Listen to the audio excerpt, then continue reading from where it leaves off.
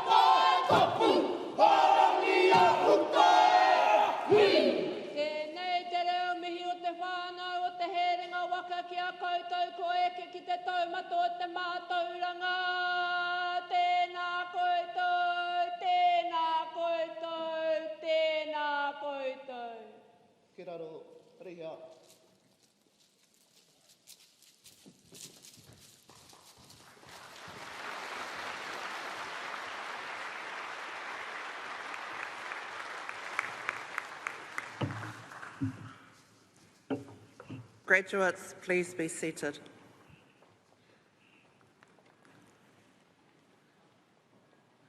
I ngā iho o ngā maunga whakahi, ngā mātāwaka o ngā tōpito katoa o te ao, toia mai o koutou waka kia whakanui ai ngā ākona ka whakawhiwhia ki a rātou tohu i tēnei rā. Nau mai, haere mai ki te herenga waka. Tēnā koutou, tēnā koutou, tēnā koutou katoa. Friends, whānau and supporters, welcome to our Te Herenga Waka Victoria University of Wellington graduation ceremony. Before we commence the formal ceremony, there are a couple of announcements and acknowledgements I would like to make. Firstly, the announcements. If you haven't already downloaded your official graduation program, the QR code is on the screen now. We are Ceremony 2. This program will become a record of the event, but also assist you with the procedures for this ceremony and other interesting information. We encourage you to post or share your photos of today's ceremony and tag the university on your socials. The social media handles are on the screen. We also encourage you to like or love the photos you see so that more of our whānau can share your memories today. Now, while we wait for people to download the program, let's take a quick moment to take a selfie from where you are. She can pull it off this time.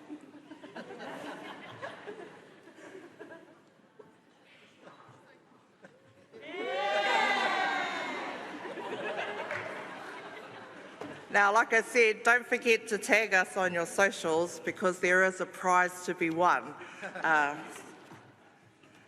Anyway, now to the acknowledgements. Thank you to the trumpeters Lewis Gray, Lena Krakowiak and Thomas Metz with Ethan Hodder on piano for their performance of Processional Fanfare by Douglas Lilburn. And thank you to Ngai Tauira Kapahaka for welcoming our graduates into the auditorium, along with reader Mamari Stevens from Te Kauhanga Nui Tātai Ture, the Faculty of Law for the karanga.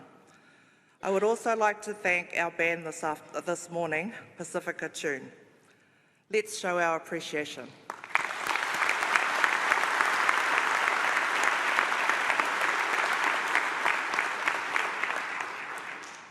We will now sing the national anthem. The words appear on the screens. The singing will be led by Jasmine Jesson, accompanied by Ethan Hodder on the piano. Please stand and welcome Jasmine and Ethan.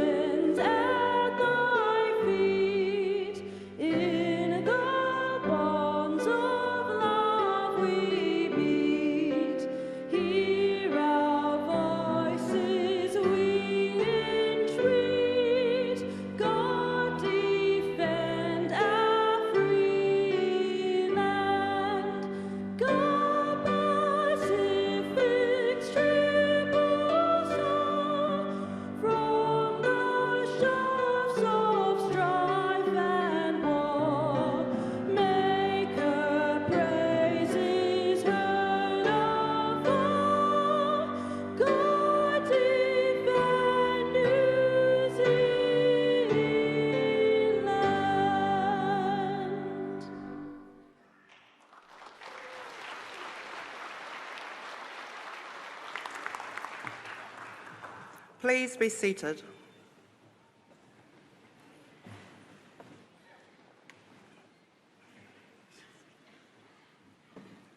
Morena, good morning and welcome to this graduation ceremony for Ōrauariki, the Wellington School of Business and Government, and Te Kauhanga Nui Tātai Ture, the Faculty of Law. I am Professor Rawania Higgins, Deputy Vice-Chancellor Māori and Engagement, and your MC for this ceremony. I am delighted you could join us this morning to celebrate the achievements of your family member, friend or colleague. As well as being proud spectators, you are also formal witnesses to these official proceedings. A very warm welcome also to whānau and friends throughout Aotearoa and from across the globe viewing these proceedings via our live stream. I would now like to introduce to you the Chancellor of Te Herenga Waka, Victoria University of Wellington. This is a role that dates back to the Middle Ages when the first universities were established. The Chancellor is the Chair of the University Council, which is the governing body responsible for setting the university's strategic direction. E te whakaminenga, ladies and gentlemen, the Chancellor, John Allen.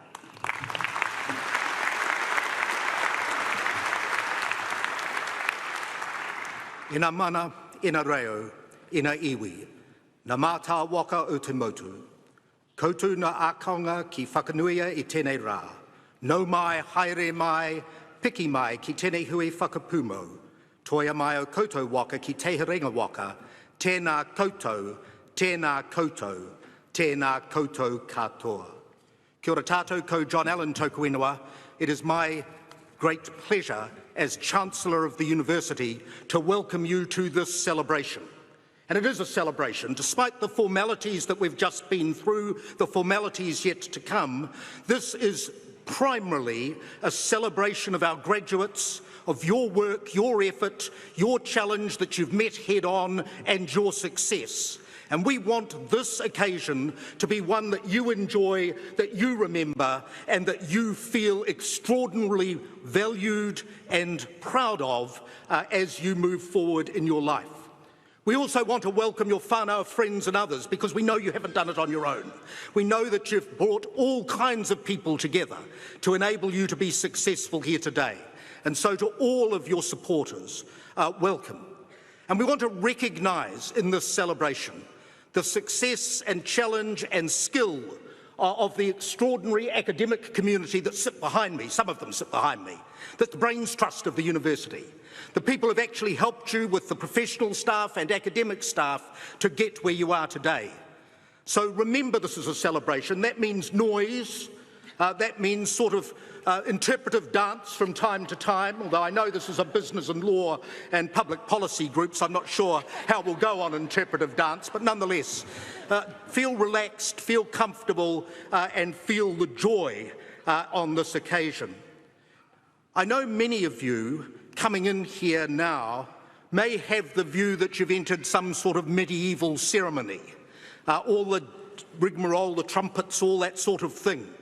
And that coincides with the view of many in society that universities are somehow out of touch. We're sort of old-fashioned and we're not engaged in the real world. And that is fundamentally wrong, because the magic of a university is that we stand with the academic community in thousands of years of knowledge from all cultures across the globe.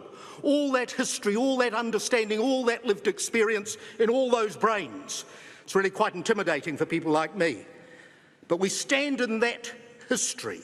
But every year, a new generation of students arrives. Every year, young people come onto this campus with their issues, with their motivations, with the challenges that they are facing in their lives. And it is the clash of those two things, well, it's not a clash, but you know what I mean, the intermingling of those two things that creates the alchemy, the magic of a university.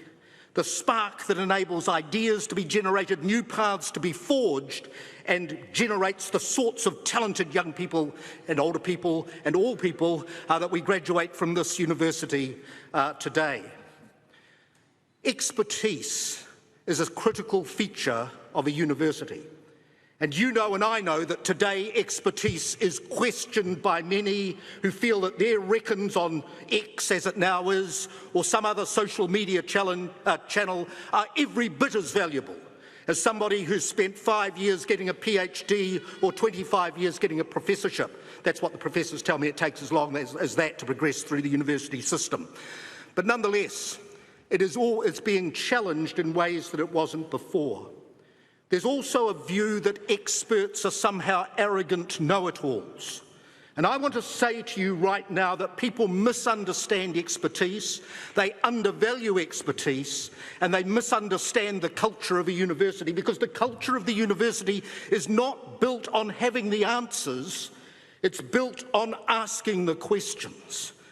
It's not built on certainty, it is built, as one of our former academic leaders, Peter Muntz, said, it is built on the certainty of doubt. The willingness to keep questioning, to keep changing your mind, to keep evaluating new evidence as it comes to life is the powerhouse of a university, and it drives the academic activity that we see. Nor is an academic world a calm, peaceful world as you are seeing sitting behind me. In fact, there is debate, there is disharmony, there is argument, there is all kinds of intellectual rigour that is applied to the generation of the knowledge which we are then able to impart to our students. And let me say to you that at a time when our world, our country, our communities are facing the challenges we are facing, whether they're in climate or war or pandemic, whether they're housing crisis, health crisis, mental health crisis, we need expertise. You will not solve those problems with the reckons of the Twitter community. You need people who have thought about it, wrestled with it, and are finding the answers to it. I thought a bit of poetry now, is that okay? I'm not sure whether poetry is okay in this sort of community, but I thought I'd just throw in a bit of a random poem. Many of you will know this poem, so you can probably say it with me. It's just the first verse of the wonderful poem from Yeats, which is called The Second Coming. And he said this: turning in the widening gyre. The gyre is an old word for circle. The falcon cannot hear the falconer. Things fall apart, the centre cannot hold, mere anarchy is loosed upon the world. The blood-dimmed tide is loosed, and everywhere ceremonies of innocence are drowned. The best lack all conviction, while the worst are filled with passionate intensity. And what I want to say to you is that in an environment that we are in today, with the challenges of new technologies and the clashes of ideologies, we are facing social cohesion breakdown in a way that we haven't seen it before. And we, as a university, have to stand strongly in that environment and assert our confidence in thinking, our confidence in expertise, our confidence in being able as a university to act as a critic and conscience of society, and our confidence that our teaching is world-class in both teaching and research. And I know I felt a slight ripple from the lawyers as I said all that, because they were thinking, I know, Section 267, weren't you, of the Education and Training Act 2020, because that's where all of that stuff comes from. And when you read Section 267, that's 268 actually, when you read Section 268, don't leap over 267, because many of you will want to go away and read it after this, I know. Don't leap over 267, because 267 is the secret sauce of a university. 267 is academic freedom. And academic freedom allows us to test received wisdom. It allows us to produce new ideas, and it allows us to express opinions that are controversial into our community. And so the university is not just a thinking place. It's not just a place of sort of quiet meditation. The university is a place of action, where that thought is transferred into real policy, into real activity, which promotes and values and improves our world. And when you think about the law, and I think about the law often because I used to be a lawyer, you see, but it's a sort of reflective thing for me, but nonetheless, when you think about the law, you think about the importance of the rule of law and the value that it brings in knowing that everyone in this country is equally subject and entitled to access to law, that everyone in this country should be able to have law applied to them equally, that trials are fair, and that the law is, as far as possible, clear and intelligible. Now, those principles are taken from Tom Bingham's book, Rule of Law. As you know, he was a Lord Chief Justice of the United Kingdom. And as you read them through, and I said that was all obvious, you will all know that it's not obvious at all. You will all know that there are parts of the community in this country which do not have access to law. You will, despite the efforts of some of our academics to tweak most of it on a regular basis, you will all know that many of our people do not feel as though they understand the law or know where to go to understand the law. Even our lawyers sometimes struggle to understand the law, and our judges struggle to understand the law. So it is not easy to do that. You know that the application of the law is sometimes seen as not being equally applied to all parts of our community.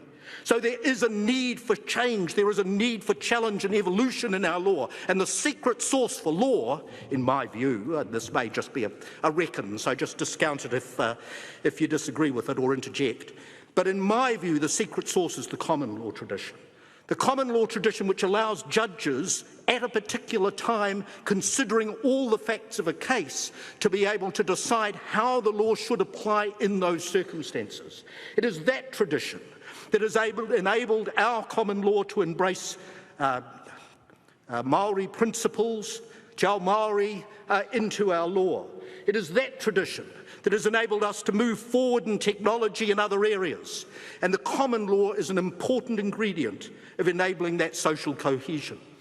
Now, for the business community that are here, I think if you looked at a university and asked yourselves the question, what is it?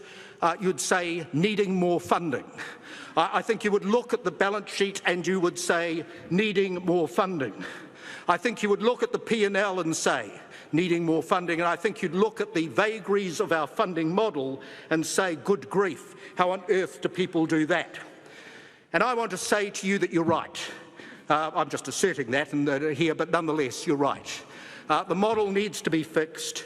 This institution and others like it need to be funded, because without that funding we cannot do the research, we cannot attract, retain and develop our staff, we cannot produce the quality of graduates that you are, and we will not be able to make the impact in the world that we need to collectively make.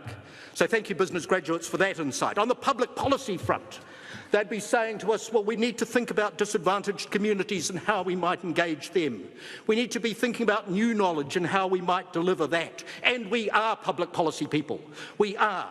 In fact, I should, in the public policy context, have mentioned the productivity crisis, because I know that Professor Arthur Grimes is up behind me as another crisis that we need to address.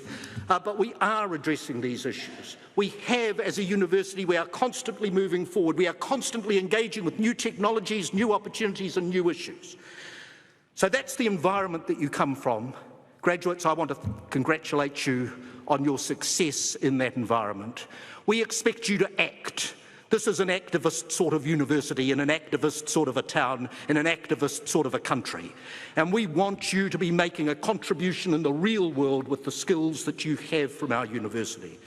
We're looking forward to seeing your progress. We're looking forward to seeing the difference that you can make. And I'll close with a poem.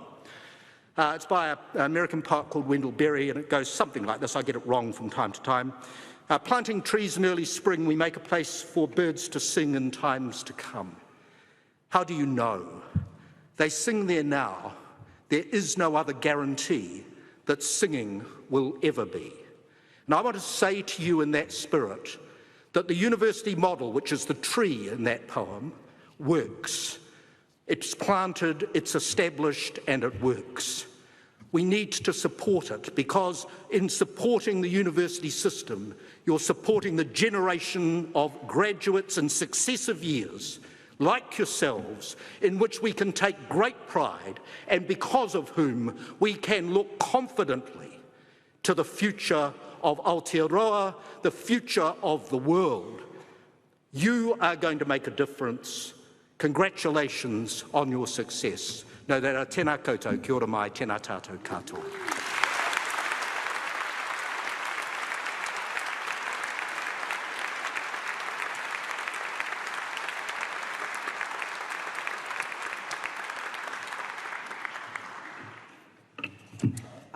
Tēnā koe e te manukura. I'd like to invite you back to award the honorary doctorates.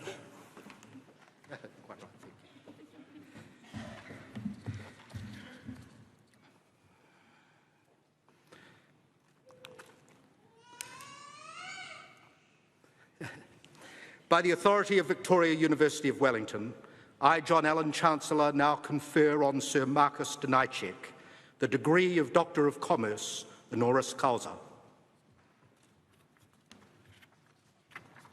Now, would you like to come forward, Mark?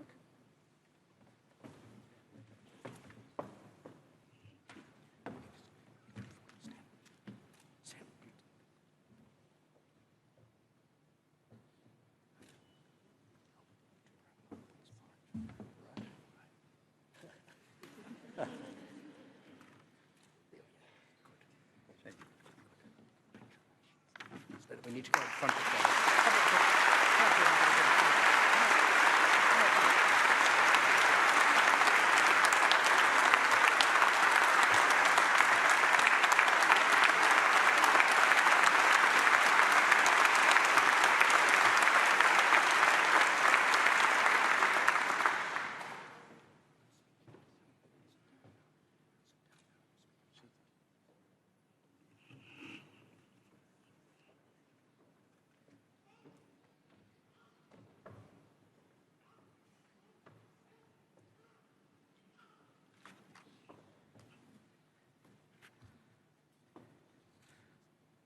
Would Christina Clyde Ingalls please come forward?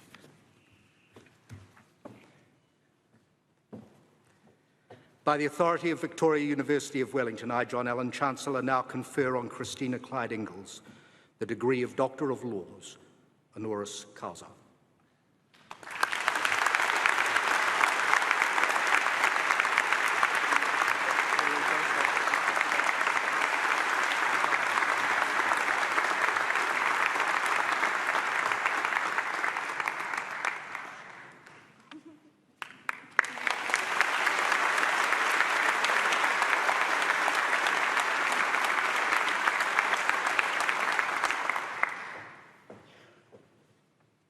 Oh, you're going to read some citations. All right. Apologies, but we've done that efficiently. We have. So as Vice-Chancellor, I will now read the citations. Chancellor, Sir Marcus Dynajczyk is one of Wellington's and Aotearoa New Zealand's most generous philanthropists. He has selflessly given tens of millions of dollars to support education, health, sport and well-being causes. His outstanding generosity has transformed countless lives through an unwavering commitment to positive change. Sir Mark was born in the former Yugoslavia in 1935. His formal education was suspended at age 9 in 1944 when he was imprisoned in a concentration camp in modern-day Serbia. After World War II, Sir Mark settled in Germany where he trained to become a toolmaker. After completing his training, he relocated to Canada and from there spent 5 years travelling before permanently settling in Wellington in 1958. In Wellington, he started a successful engineering business, Precision Grinders, which he sold 28 years later. On retiring from his toolmaking business, Sir Mark took on property developing as a hobby, which he then proved to be enormously successful at. As a prominent developer in Wellington, he has built and owned many large commercial properties, including the HSBC Tower, the Asteron Centre, and the Harcourts building. Sir Mark has also funded several affordable housing projects providing hundreds of people with modern, dry, energy-efficient homes. Sir Mark, together with his business and life partner, Dorothy Sportswood, has been a generous philanthropist for more than 40 years. In mid-1970s, he helped fund a helicopter rescue service in Wellington, which later became the Life Flight Trust, now credited with saving over 22,000 lives. One of Sir Mark's most significant contributions came in 2017, when he donated $53 million to build and gift a new children's hospital to the City of Wellington. It has been described as an extraordinary act of generosity and a once-in-a-lifetime event. In 2019, Sir Mark donated $2 million to Hohepa Homes, a service provider for special needs children and intellectually disabled adults, to purchase land to expand their operation in Kapiti, making a transformational difference in the lives of people who use this service. In 2022, he pledged $40 to $50 million to build a new 34-bed mental health facility in Upper Hutt, providing modern and safe space. Sir Mark's contribution to He Ranga Waka Victoria University of Wellington have also been significant. This began with a donation for a scholarship in engineering, followed by a $2 million gift in 2016 to establish the Mark Denichek Chair in Sustainable Energy Systems. This year, Sir Mark made a remarkable donation of $10 million to the Faculty of Engineering to establish a mechanical engineering department. This gift will enable the university to diversify into new areas and develop the next generation of engineering graduates. For his vast work in philanthropy and property, Sir Mark has received many accolades and awards. In 2017, he was recognised as the Wellingtonian of the Year. In 2020, he was made the Property Council of New Zealand Members Laureate. This year, Sir Mark was named Senior New Zealander of the Year and made a Knight Companion of the New Zealand Order of Merit in the New Year's Honours List. As an everlasting gift to the City of Wellington, a city that Sir Mark credits with giving him his first leg up, he has pledged to leave his estate to the Nikoi Foundation to support people living with physical and intellectual disabilities. Sir Mark is highly respected throughout the business and commercial community and is always willing to share his knowledge with those around him. He has worked tirelessly to build his career and used his wealth to positively influence the lives around him. Sir Mark's altruism and philosophy for giving back is immense, and his contributions to the City of Wellington and to this university are nothing short of remarkable. Te Herenga Waka, Victoria University of Wellington is privileged to work with Sir Mark, who demonstrates the civic-mindedness and dedication to his community we seek to instill in all our graduates.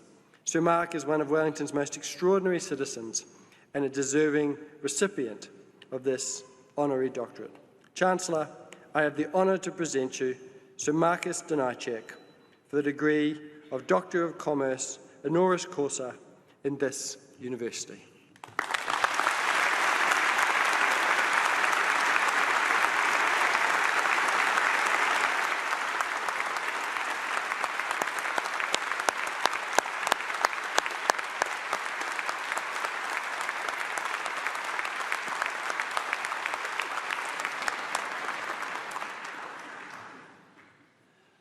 Chancellor, Christina Clyde Ingalls is a highly respected lawyer and judge who has been and continues to be an enormously influential figure in employment law. Christina Ingalls graduated with a Master of Laws with honours from Te Herenga Waka, Victoria University of Wellington, and a Master of Arts with honours from the University of Canterbury. Admitted to the bar in 1993, Chief Judge Ingalls began her legal career with the Ministry of Transport. In 1996, she joined Crown Law, serving as Crown Counsel for many years. While there, she worked in various teams, including commercial, employment, human rights, social services, and Treaty of Waitangi issues. She was appointed to the District Court Bench in 2010 and sat in Manukau. In 2011, she was appointed to the Employment Court Bench, only the second woman to be sworn in as an Employment Court judge.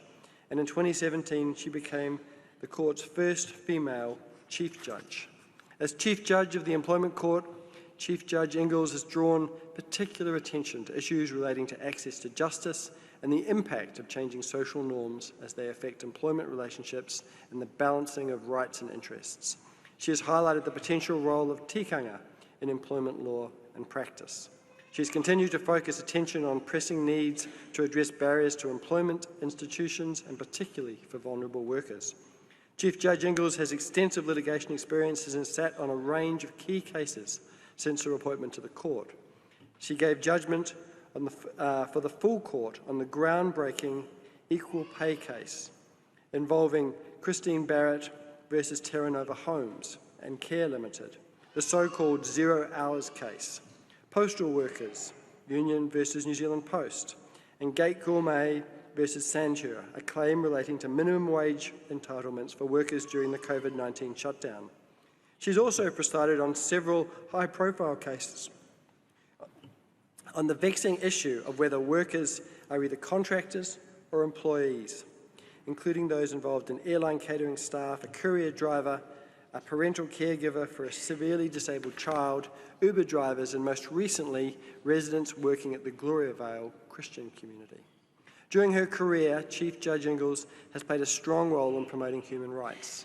This includes her leadership of the human rights team at Crown Law between 2007 and 2010, her role on the advisory board of the New Zealand Centre of Human Rights Law, Policy and Practice, and her current role on the Access to Justice Advisory Group.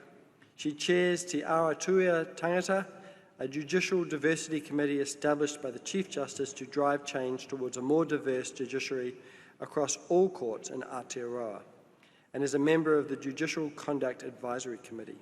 She's been a member of the Wellington District Law Society Committees and the Wellington Women's Lawyer Association.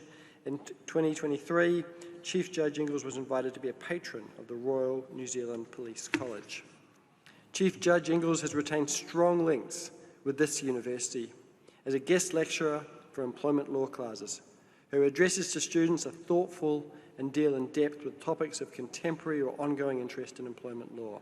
She continues to maintain close, positive and active relationships with the whole of our academic community. Chief Judge Ingles has been an influential and distinguished career, making a positive impact on the lives of many, many New Zealanders. She continues to take an active role in promoting public good and ensuring that justice is available to all. She is an outstanding alumni of this university, and we are proud to recognise her achievements with our highest honour. Chancellor, I have the honour to present you Christina Clyde Ingles, Master of Laws, Master of Arts, for the degree of Doctor of Laws, honoris causa, in this university.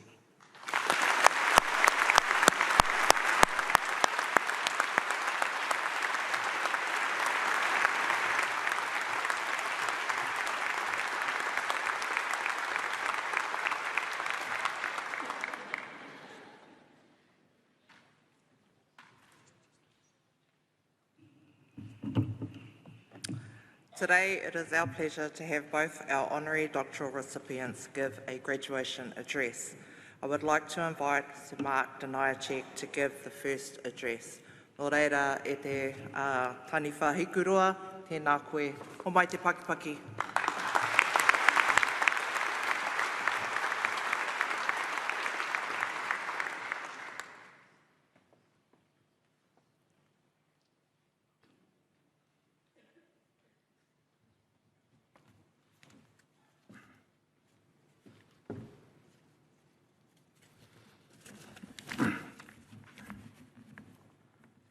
Good morning, kia ora, hello, Chancellor John Allen, Vice Chancellor Nick Smith, all guests and graduates. Today's occasion is a great honor for me, and it gives me real pleasure to address all the young graduates today. I call you all young, without hesitation, as I doubt any of the graduates today are over 88 years. My graduation today marks the official start of fewer new careers and mine. My New Zealand career started with a 3-line letter from the then Department of Labour, dated 18th of February 1957, which I kept all these years, and it reads, "Dear Sir, I'm pleased to be able to inform you that your application for a permit to come to New Zealand has been favourably considered." Signed, Secretary of Labour. In plain language, this means, well, Sonny, you are given a chance, so make sure you show your appreciation. For the last 65 years, I have endeavoured to do just that. My first few hours in New Zealand are recorded in my diary, stating, disembarked the steamer Vaganella at the Queen's Wharf about 8 a.m.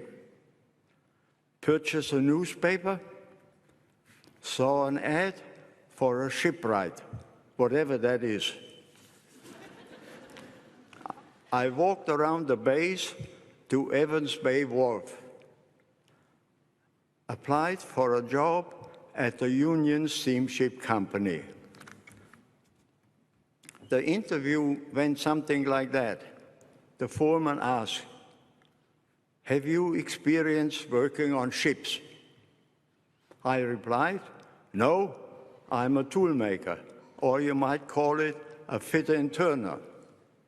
The foreman, "Good, we have a new Cincinnati milling machine. Can you operate it?" I replied, "Yes," which was genuine. Foreman, "Okay, when do you want to start?"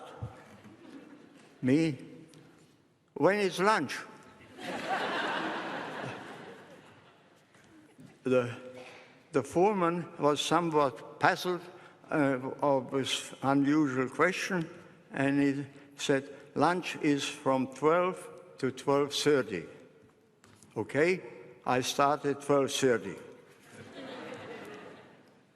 At 4:30, a kind Kiwi gave me a lift back to the wharf, and I collected my belongings from the ship. Thus began my life in New Zealand. Because of the political circumstances over the first 13 years of my life,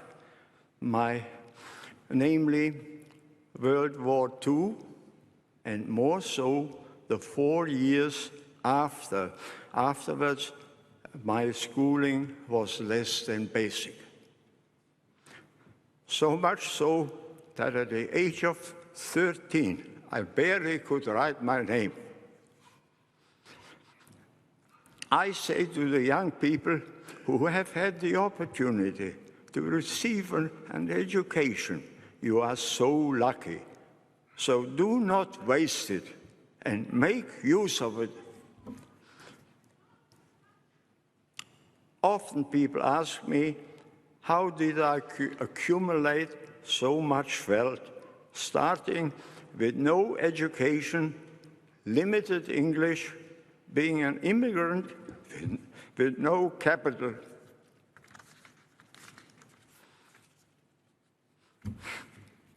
It is impossible to explain 6 decades of business life in a few sentences. However, here are some bullet points. Number 1, you have all completed the first step by working hard on your education at a great university. 2, you must be prepared to do the hard times willingly if you want to achieve financial success. 3, live a frugal and Spartan life. To save, to accumulate starting capital and start early in life. For a starter, skip the usual gap year. 4, take calculated risks with your investments. 5, do not consume your early wealth. Keep riding a bike or a scooter. The Ferrari or the Rolls-Royce can wait for later.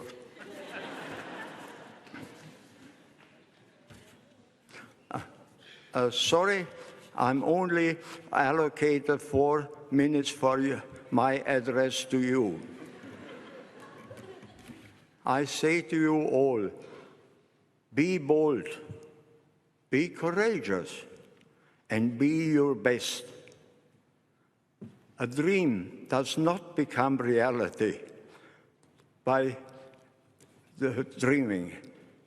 It takes determination and hard work.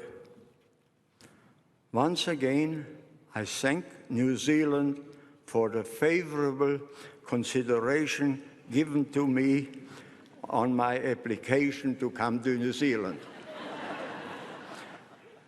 which enabled me to contribute to make a difference to this country. Thank you.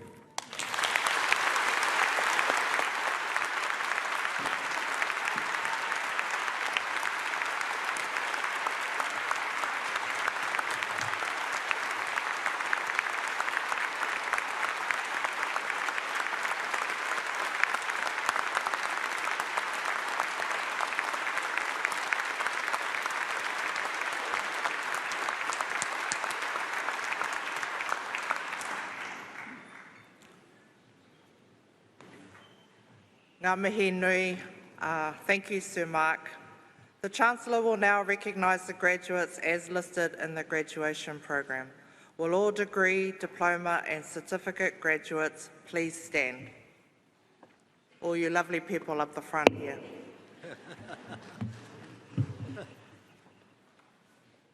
This is an important moment because this is when you're sort of formally inducted. I, John Allen, Chancellor of Te Herenga Waka, Victoria University of Wellington, would like to formally recognise the person whose names are entered in the presentation of graduates, the degrees, diplomas and certificates there appearing, and confirm that they have been admitted to these degrees, diplomas and certificates in this university. Congratulations to you all. As graduates, you may now put on your trenchers.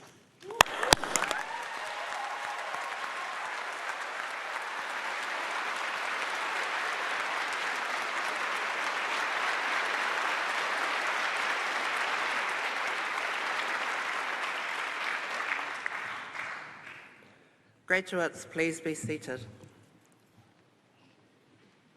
We now move on to honouring the graduates listed in the program. Each graduate will be called to the stage to be congratulated, beginning with the award of the degree of Doctor of Philosophy. The Vice-Chancellor, Professor Nick Smith, will read the summaries. The Chancellor will congratulate these graduates.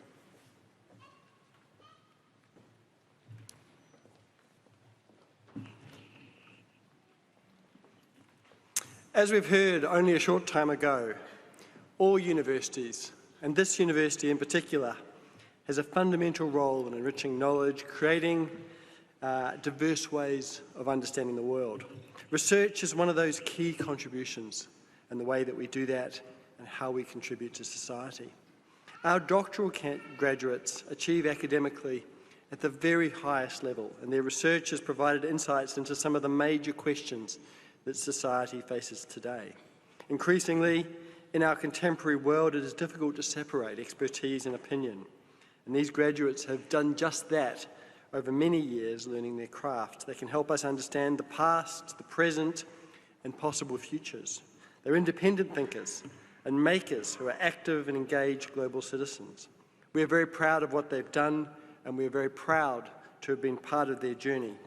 The short summaries that I will now share give only a glimpse of the impact of their work and the innovation that they have produced. They do, however, show the significant issues that the next generation of scholars, professionals, and teachers are pursuing. Would the Doctor of Government please come forward? Ros Coote.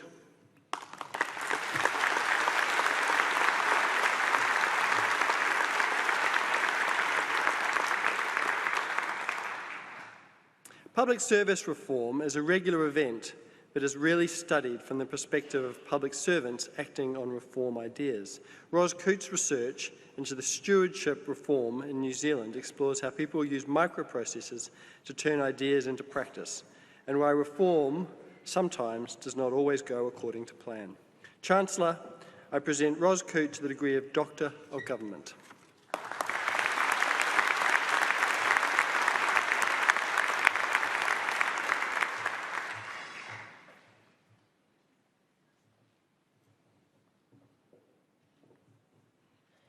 Vu Jun Zhang.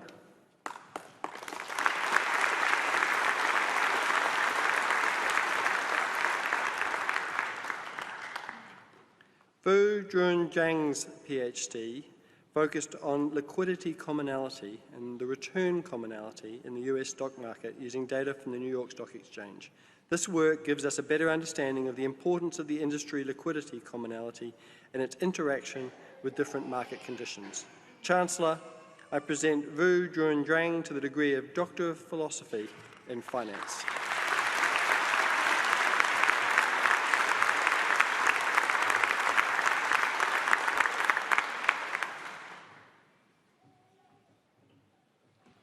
David Ho.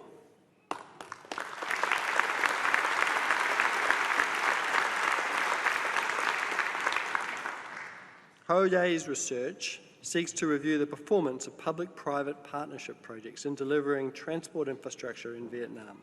Her work presents a comprehensive evaluation of policy implementation through engaging with diverse stakeholders.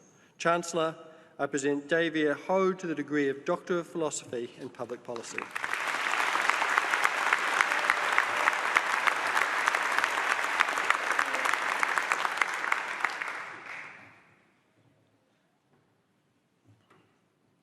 Naij Gibi, sorry, I'll try that.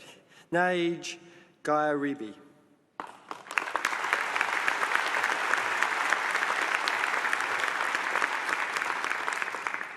Naij Gayaribi's research investigates how virtual reality impacts tourists' behaviour by influencing their perceptions, emotions and feelings.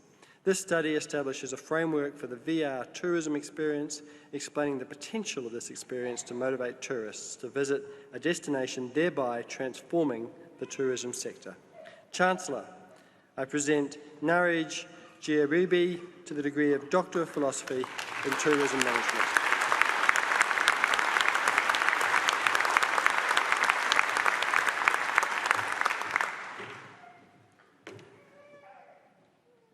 Ningyu Wen Xiaoba.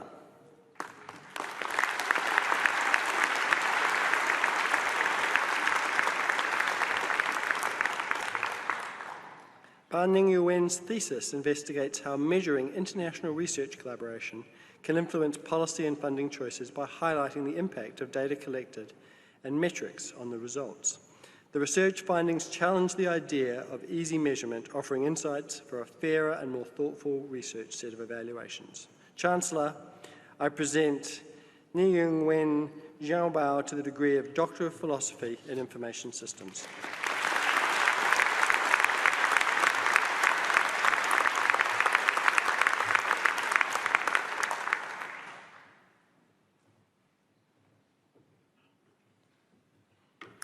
Phoebe H.U. Wen Ning Wen.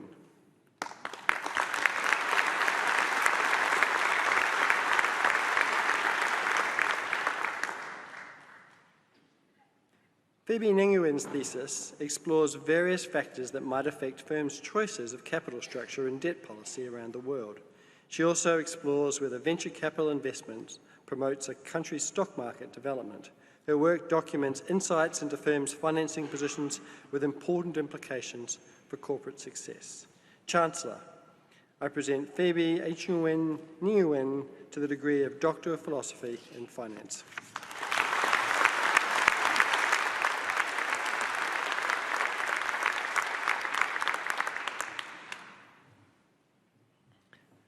Nguyen Thai Pyong Long.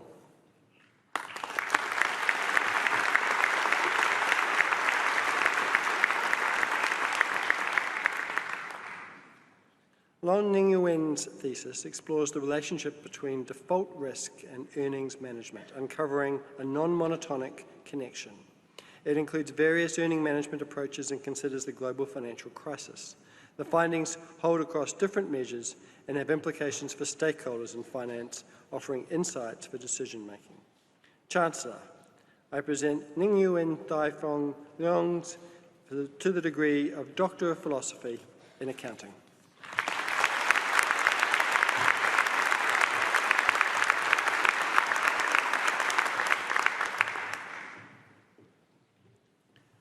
Connell Hugh Leonard Smith.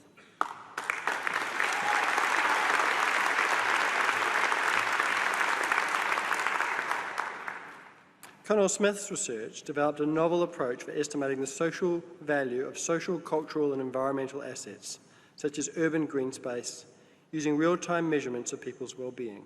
This will allow policymakers to incorporate a wider range of outcomes into the formal cost-benefit analysis that informs public policy.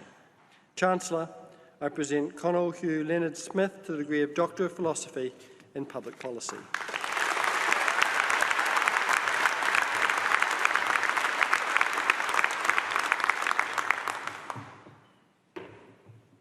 Vu Thai Ming Ho.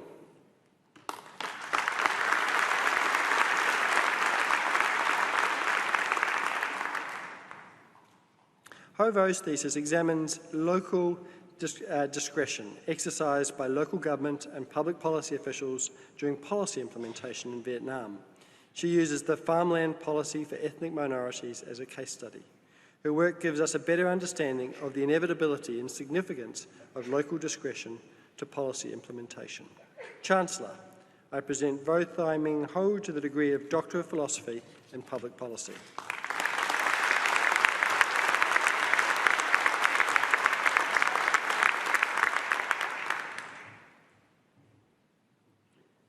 Amy Yang.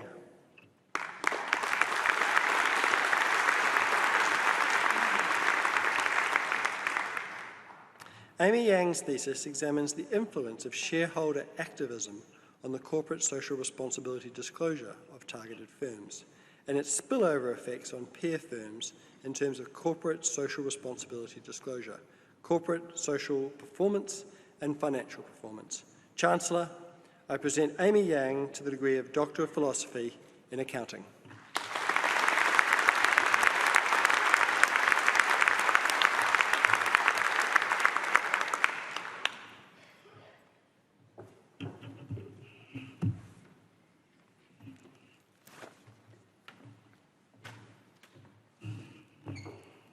You will notice that our new doctoral graduates have now moved to sit with the university staff.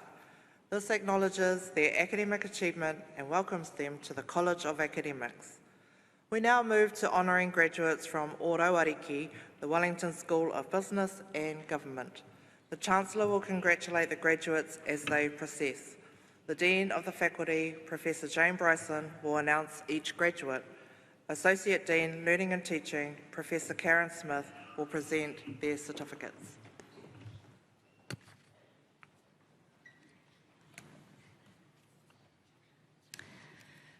Will the Executive Masters of Business Administration please come forward? Neil Armenberg.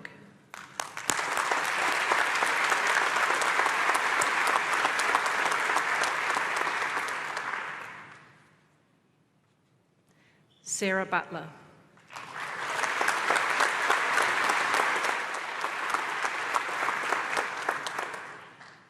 Susan Narayan.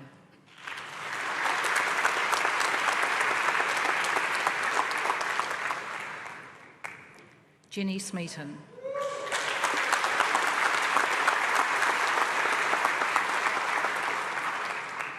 William Watson.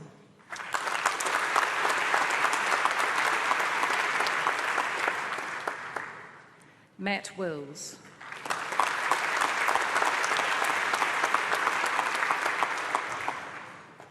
Will the Masters of Commerce please come forward?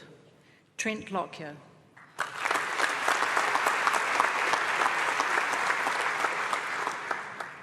Iha Jung.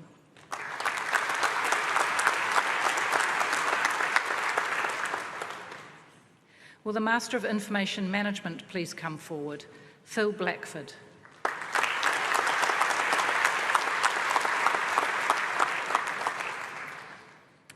Will the Masters of Information Studies please come forward? Samuel Groshaw.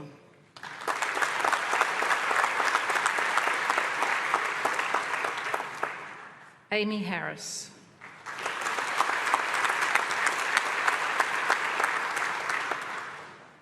Angel McNamara.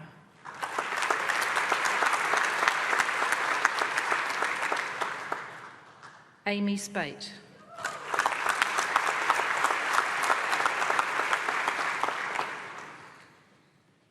Will the Masters of Professional Accounting please come forward?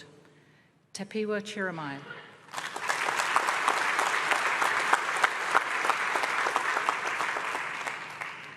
Hertong Go.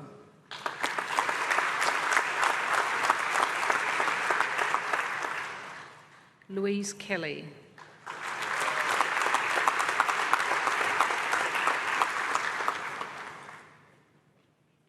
Shraddha Shrestha.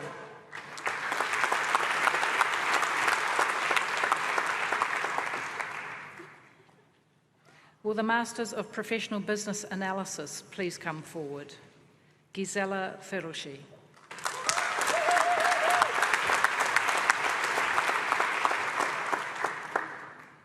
Anka Grover.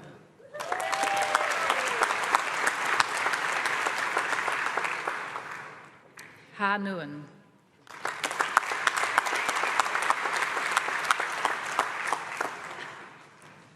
Sun O Young.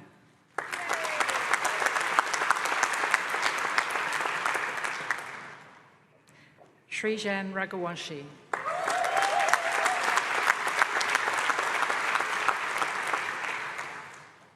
Shahista Rezawana.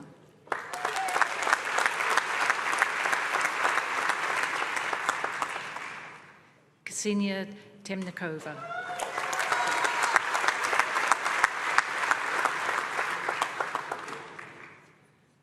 Kaylin Thompson.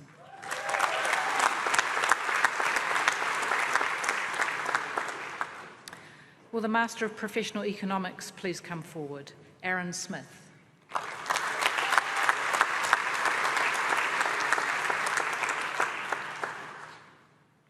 Will the Master of Public Management please come forward?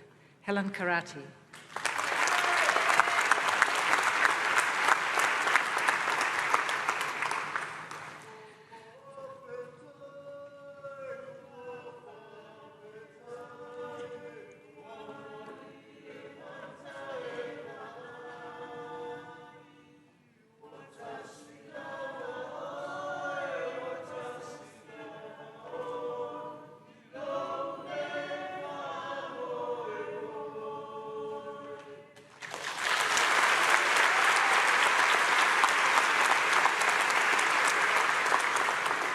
Will the Masters of Public Policy please come forward? Shelley Pope.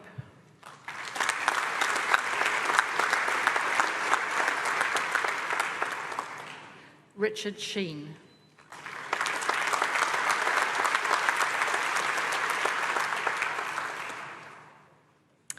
Will the Bachelors of Commerce with Honours please come forward? Nisa Husna Abdul Jamil.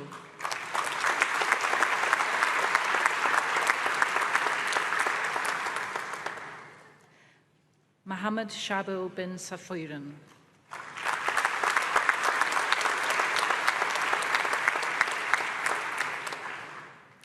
Kama Shakira Kairuzing.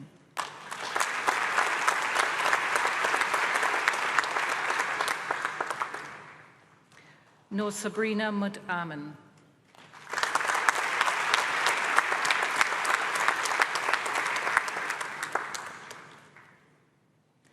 Amir Mahfouz.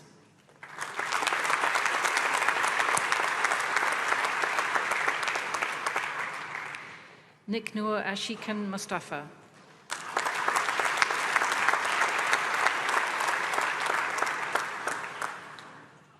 Andy Sakina Saliman.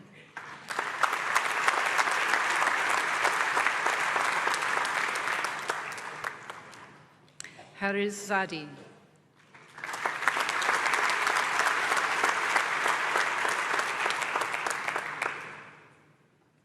Will the Bachelor of Commerce, also graduating with a Bachelor of Health, please come forward? Sophie Hassel.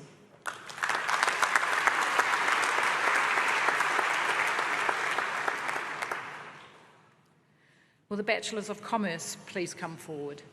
Georgia Abbott.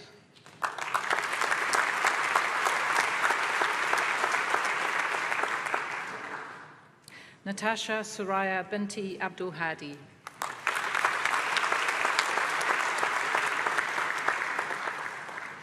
Aliyah Fahana Ahmed Nazri.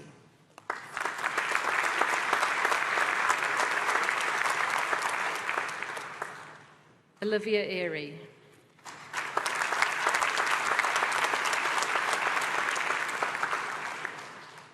Sam Aldridge.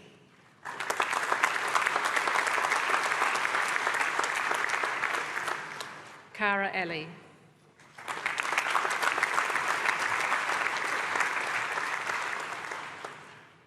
Ariz Khan Amin Kada.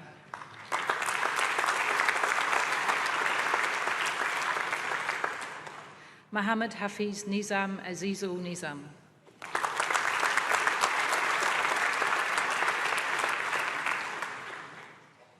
Emma Barker.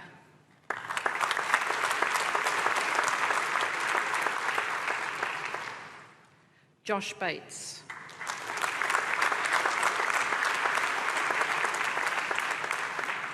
Amaya Batuwantu Dawe.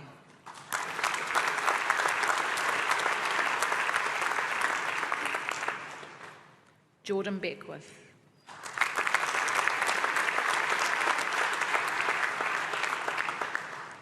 Matt Bengry.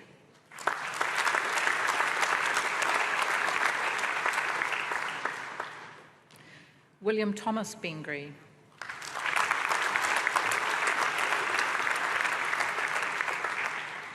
Jacob Bula.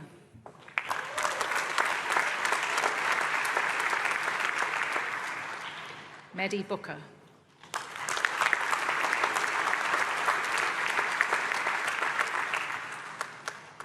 Corbin Chalice.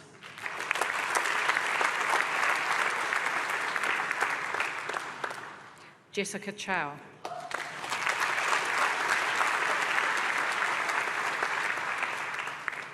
Muyao Chen.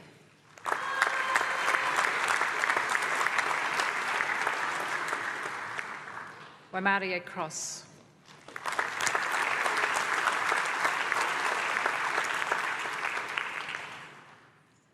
Henry Deans.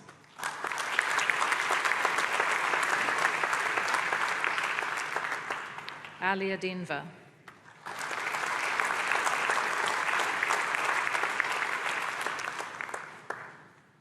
Ryan Donovan.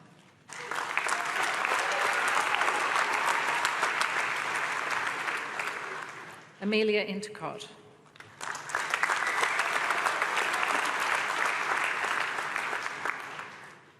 Olivia Fido.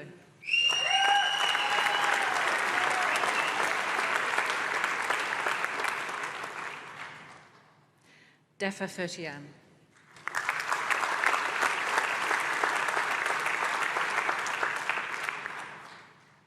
Wanwin Fu.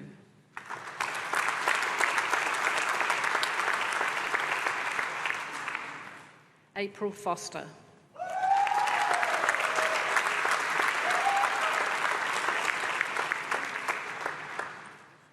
Kane Franken.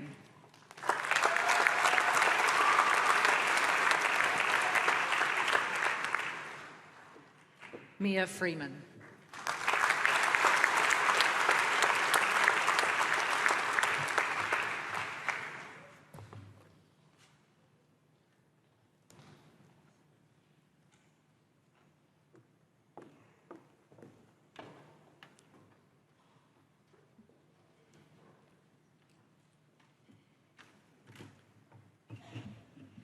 It is now with pleasure that I invite our Honorary Doctorate, Christina Engels, to give the second graduation address. E te mārei kura, tēnā roa atu koe. Ho mai te pakipaki.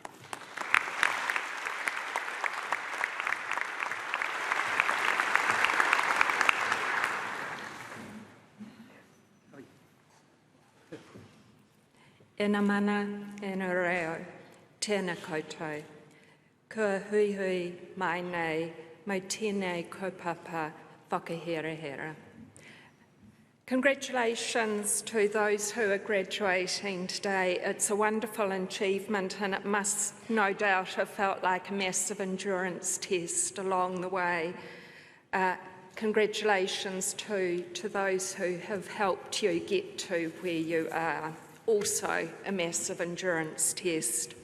It seems like a very long time ago that the Vice-Chancellor rang me.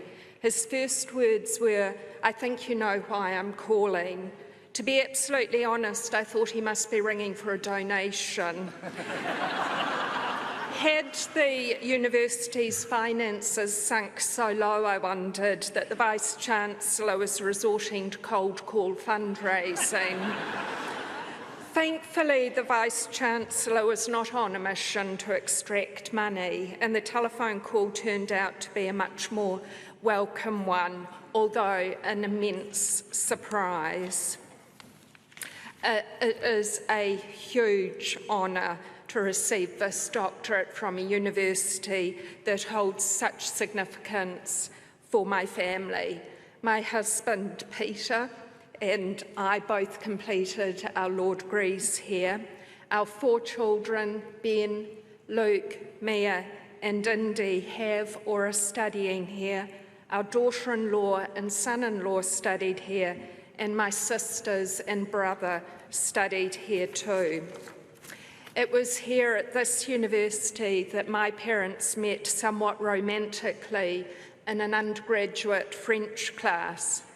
My father became a professor of law at the university and taught with luminaries such as Sir Kenneth Keith. It is at Victoria University where my father gained a doctorate for his work in family law. And it is his doctoral robes that I'm wearing for this occasion, along with his pom-pom hat, although I think it's probably not called a pom-pom hat, found at the bottom of the dressing up box after a lot of frenetic searching. The sort of luminaries that my father taught with have, of course, been replaced with successive generations of luminaries, including those who taught me and who have guided our children through. This presents me with an excellent opportunity to sincerely thank those staff for their efforts, particularly their inspirational guidance, genuine interest and truly compassionate pastoral care that they have shown in particular to our children, and I really thank them for that.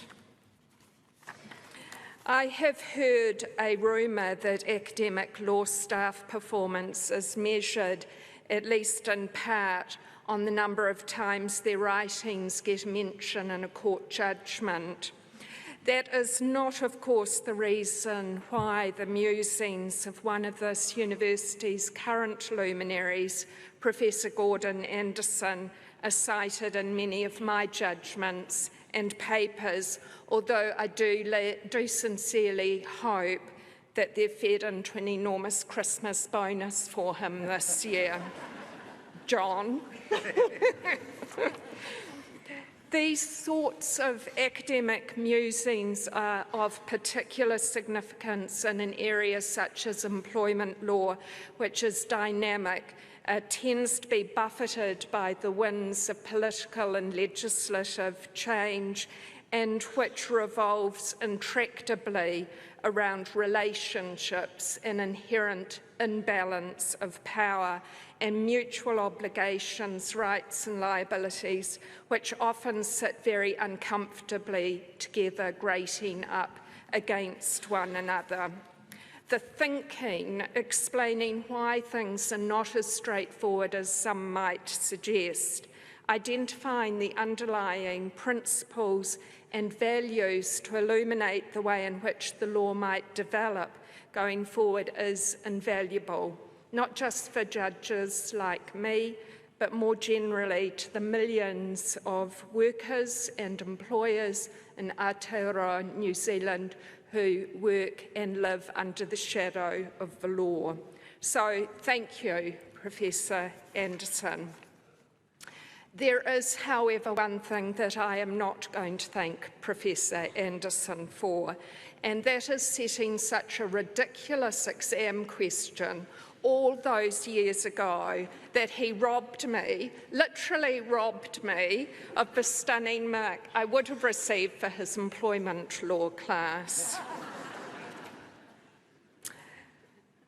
I would also like to thank the unnamed people who supported what I regard as a surprising honorary doctorate.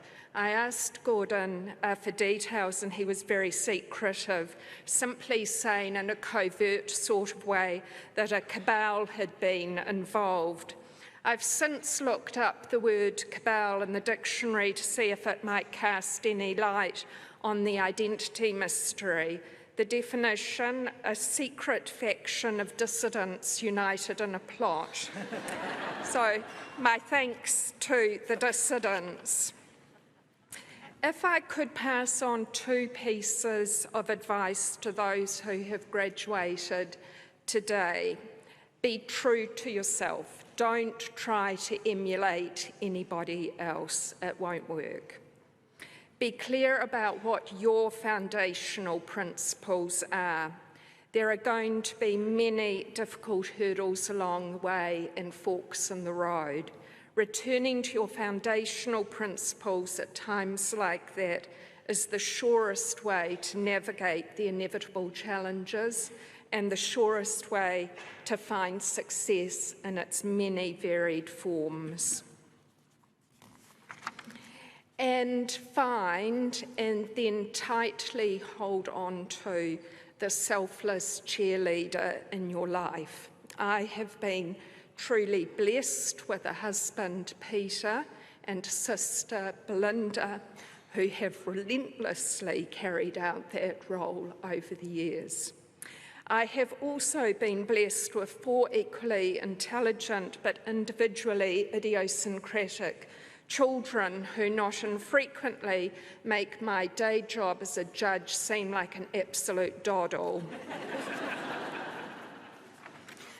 But I am grateful to my cabal of dissident children for continuing to stretch my mind, often in uncomfortable, sometimes confronting ways. I can sincerely say that they have made me a much better judge.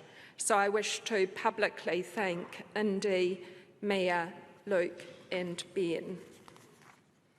Finally, I wish to acknowledge the OG, the original cheerleader in my life, my mother.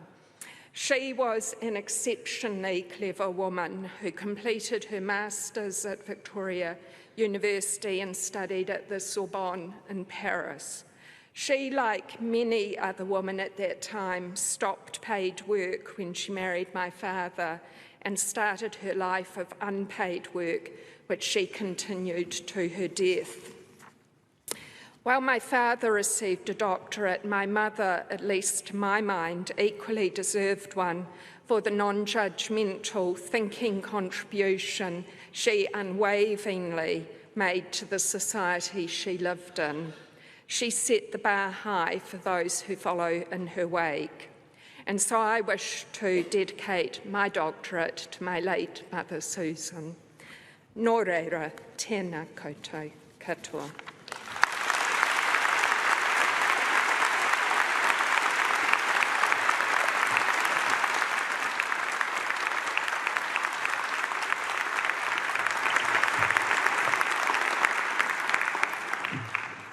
E te mareikura tēnā rawati koe mō tēnā kōrero ātāhua. Thank you, Christina.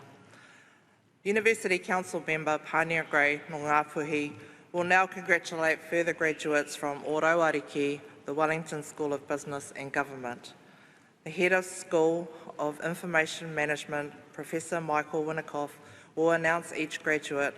Associate Dean, Academic Programs, Professor John Randall, will present their certificates.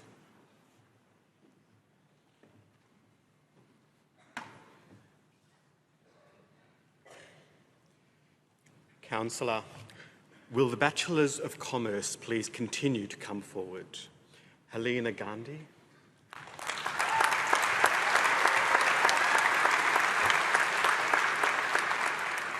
Jessie Gilbert.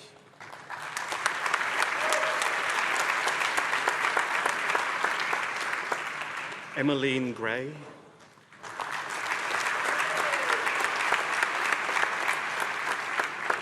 Chris Guy.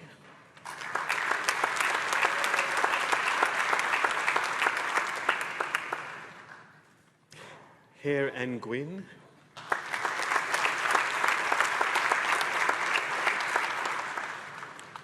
Sarah Harp.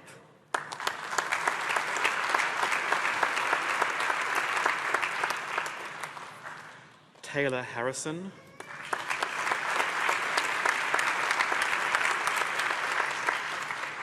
Sophia Hartley.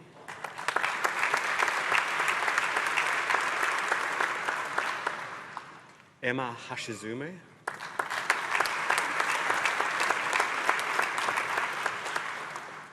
Shah Hashmi.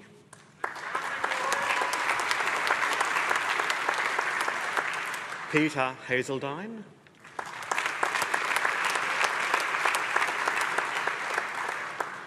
Greer Henger.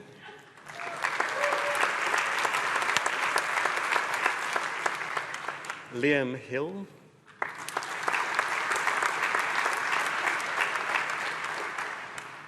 Reuben Hill.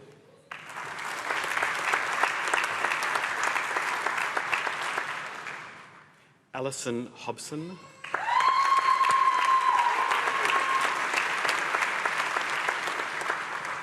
Asher Hollows.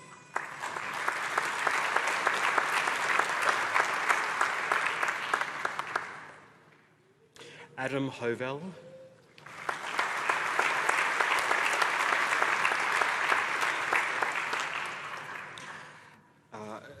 Tangsheng Ji Hu.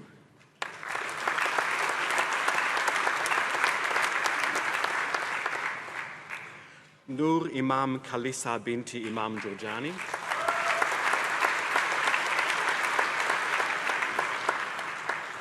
Anna Ingram.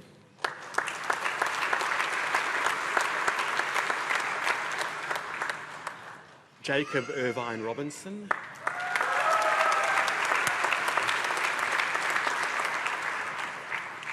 Nurul Isa Shazana binti Jamal.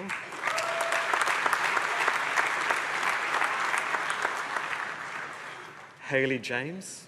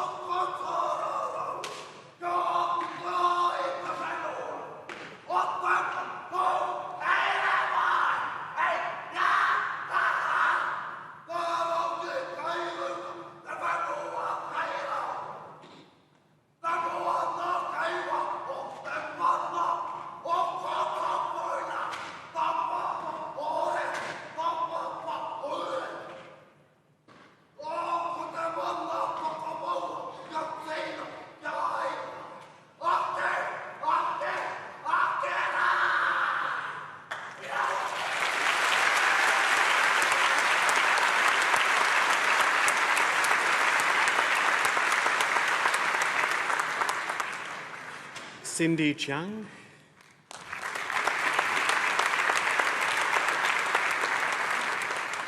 James Kingsford.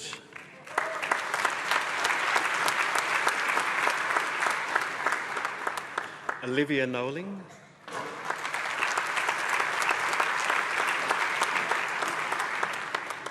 Ron Koshy.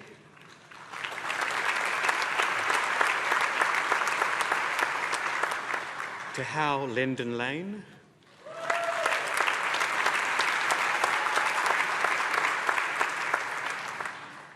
Sarah Lang.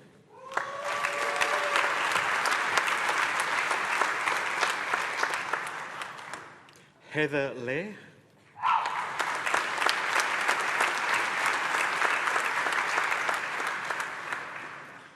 Yuan Liang.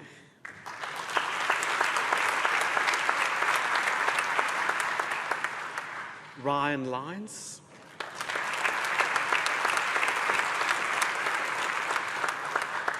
Felisa Mulili Lini.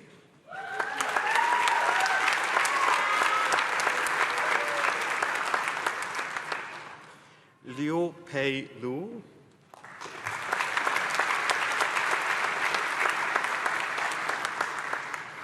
Stephen Martin.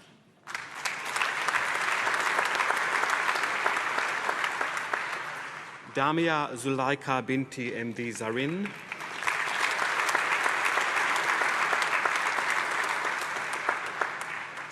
Anis Akila Afrini binti Mohammed Radwan.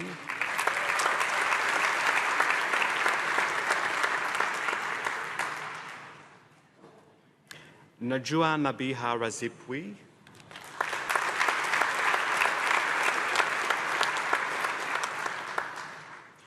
Nur Adlina binti Mohammed Shazili.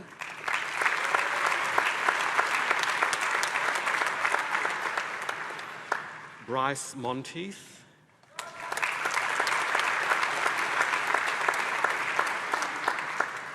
Annalise Malgrew.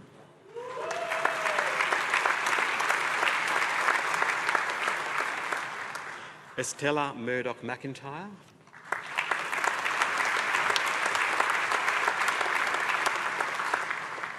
Danielle Na.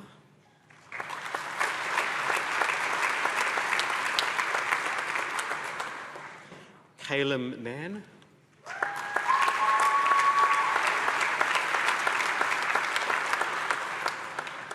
Noor Hafiza Najib.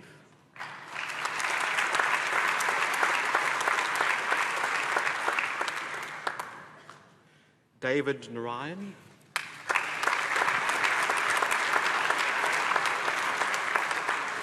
Natalie Newbold.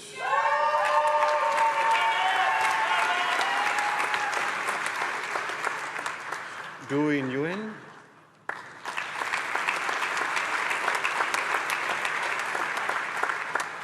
Tara O'Sullivan.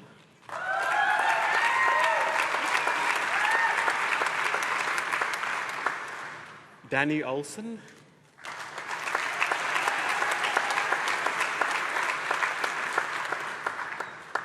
Guru Pandey.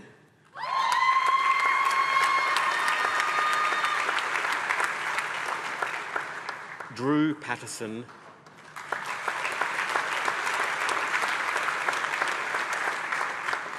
Jemima Pavey.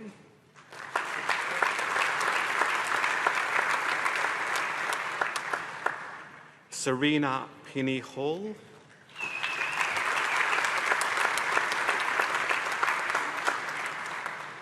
Nacha Piriapongpan.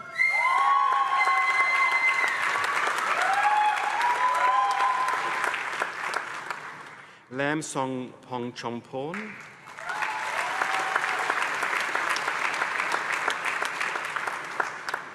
Nipesh Prakash.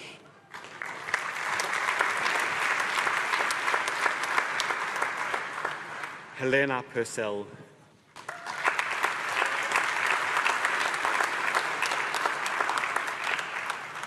Hannah Rose Robson.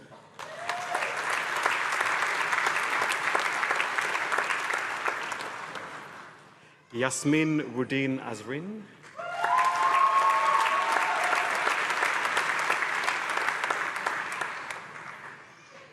Luke Saker.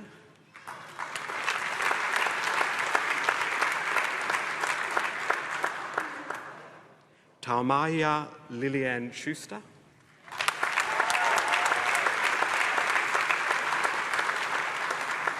Virik Botsi.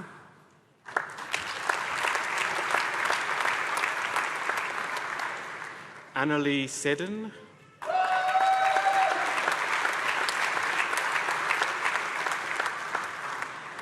Bunkri Saik.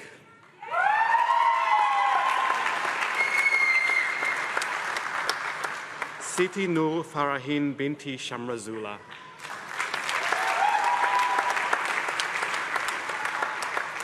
Kira Shannon.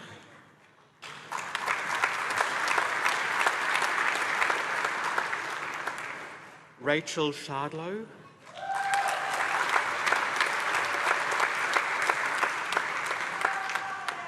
Luke Shaw.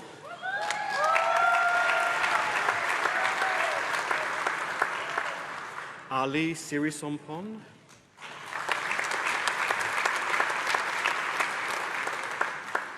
Jade Smith.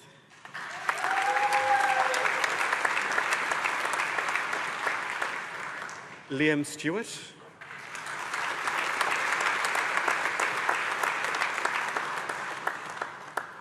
Shafika Talash.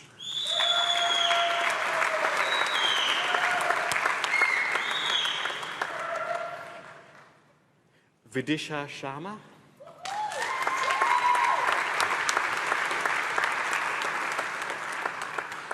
Timothy Tanwen An.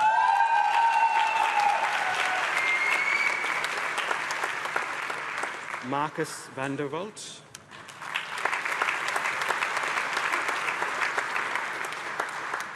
Dominic Vermeulen.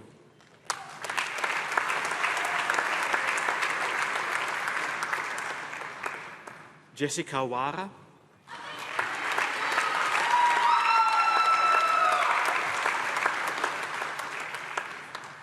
Madeline Watkins.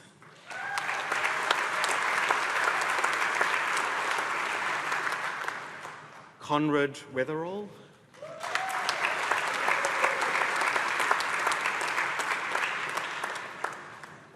Cole Weaver.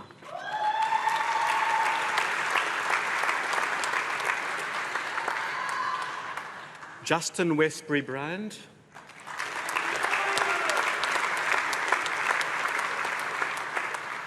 Bella Farihoka.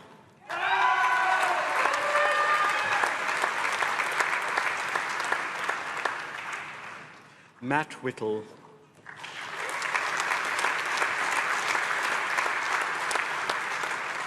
Taylor Williams.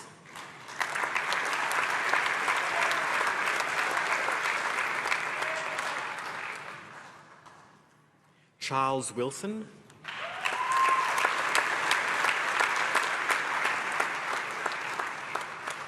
Jackson Wilson Yeldon.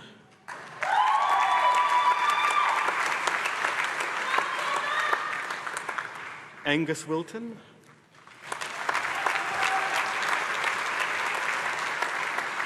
Kyle Worsley.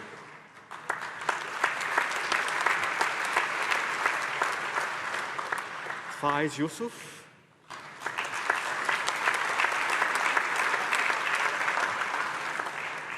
Nan Zhang.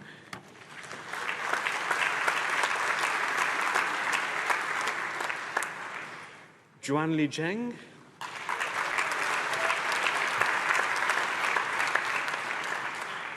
Benjamin Ziegler.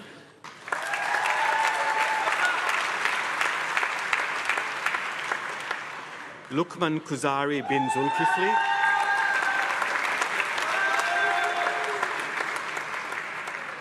Will the Bachelor of Tourism Management please come forward? Wanli Liang.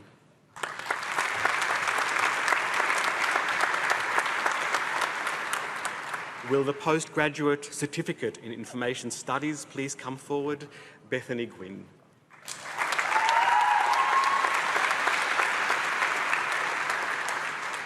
Will the Postgraduate Certificate in Public Policy please come forward?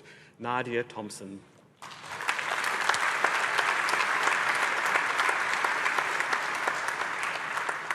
Will the Graduate Certificates in Commerce please come forward? Neha Patel.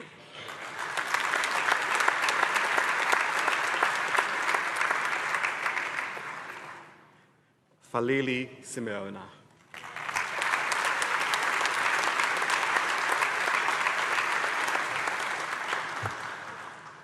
Councillor.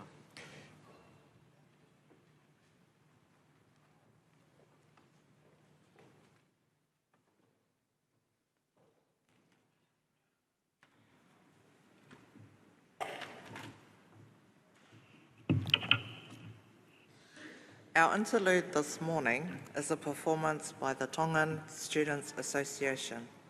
O mai te pakipaki, please welcome Stallions.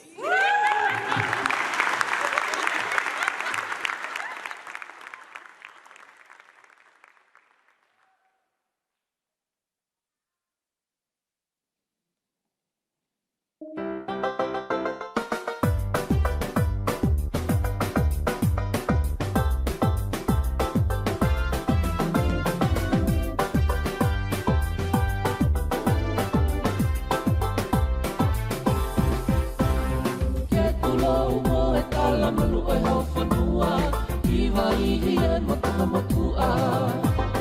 Kau whakame I te matala no ti no tukunga, si o ta whanua mohono whaunga.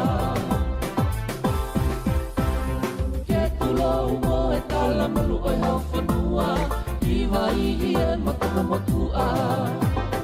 Kau whakame I te matala no ti no tukunga, si o ta whanua mohono whaunga. O ka pō hau e katanima, pea lalanga e tuka I olunga, e toka tuka tuku a pea hili o hono kau mua ka hapu taki, a taru e mua. He whakui a ki hatau whatunga moe a mata, lalawa o tama e hono ka wha. Kau haka he langi he mai mo tuku whanua, e walau kau hata kuoka. O ka pō hau e katanima, pea lalanga e tuka I olunga, e toka tuka tuku a pea hili o hono kau mua ka hapu taki, a taru e mua. Ahine pe'i e ka mai e, tahe ki e atu wheleni te, mamata he lau manu kawa ke oka ke siu pea te tue tue, oka ke siu pea te tue tue. Hufanga he tuku ki olunga, tapu mo e tala fu mo e kafa, o e tumatupua. Tupu le whanua ka hono lalanga, o e kau whatunga motua. Ao ni uai ala lomo uta a whanua motu mo e hifofu, e kano kupolu I mala e kula. Tuke ata ia oe motu kako e ne fuka. Si e ne taalo ko e whanongonongo. Ke taloni karitala I e moto, tatua moto ngatofi a e nofo. Ke ilo laloa ilo e he poto, mo unga oto ngaka kohono loto. Ka kohono loto ke puna pe hapo he kohono loto. Ke iyo iyo iyo, ke iyo iyo iyo, na e whakapupe a ane pe, ke whakatapui pe toi vete. Tuku pe mua hatau e pe, ke tatoki tuki haa ke he.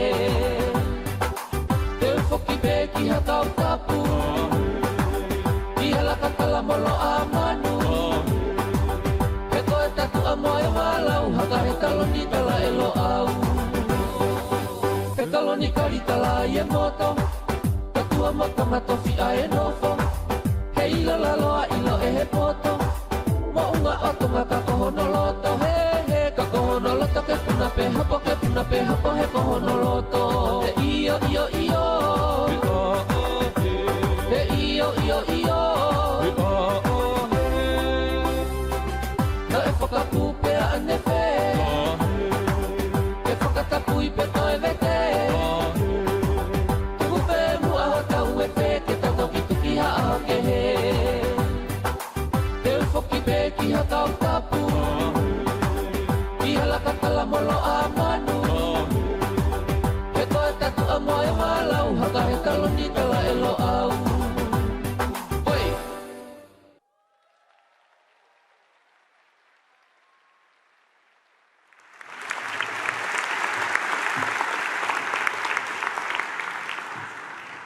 Malo Opito, thank you, Stallions. The Chancellor will now congratulate graduates from Te Kauhanga Nui Tātai Ture, the Faculty of Law. The Dean of the Faculty, Professor Lee Godden, will announce each graduate. Associate Dean, students, Professor Catherine Irons, will present their certificates.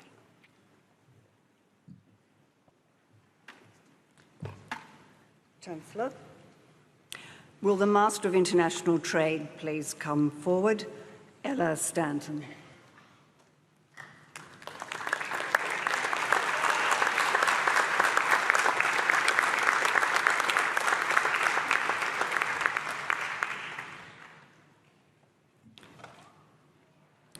Will the Masters of Laws please come forward? Frankie Karatai Wood Bodley.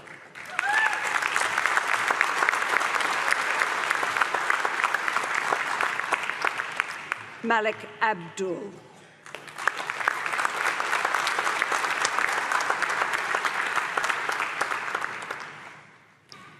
Will the Bachelor of Laws with honours also graduating with the Bachelor of Commerce please come forward? Vijay Chand.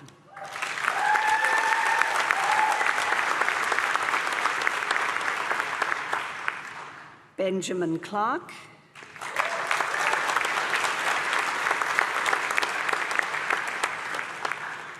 Will the Bachelor of Laws with honours also graduating with the Bachelor of Arts please come forward? Lauren Argyle.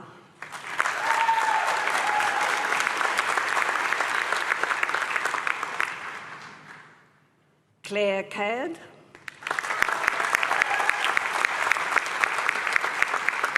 Talara Daldorf.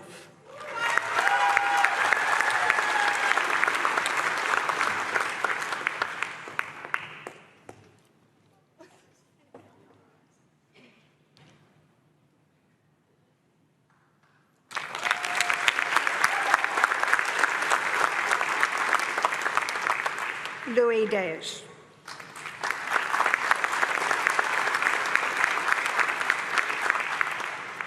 Alistair Hughes.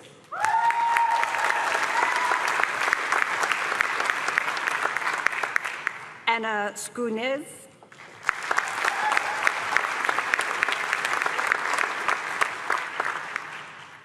And Natalie Vaughan.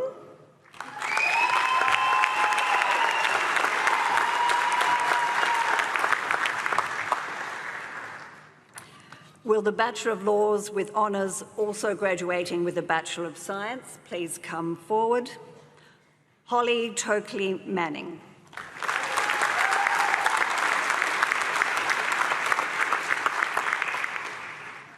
Will the Bachelor of Laws with honours please come forward?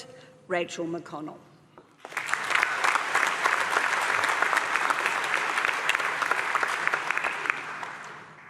Will the Bachelor of Laws also graduating with the Bachelor of Commerce please come forward? Louis Adcock.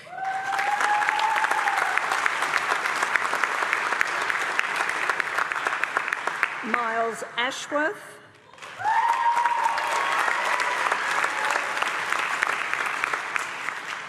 Melanie Curry.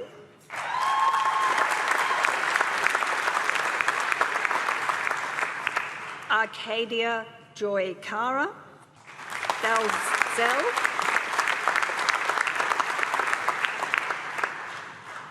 Boston Flanagan Connors.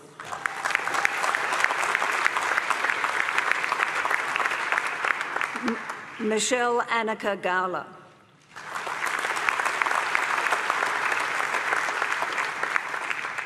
Claudia Langley.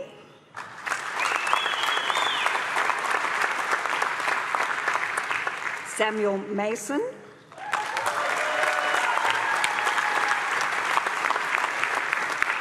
Jason Salisbury.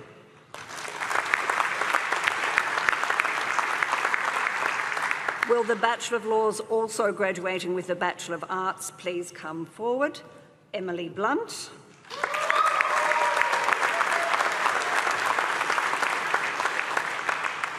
Aaron Capel.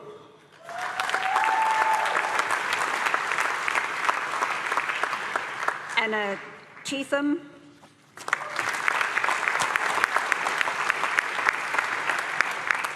Ashley Crystal.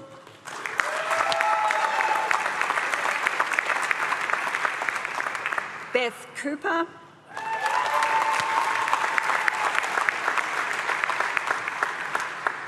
Finn Cordwell.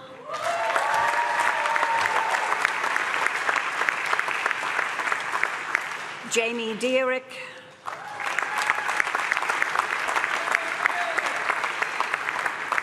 Claire Downey,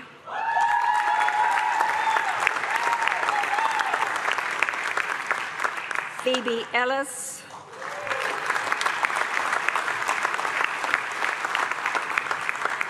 Kimberly Sedona Gee.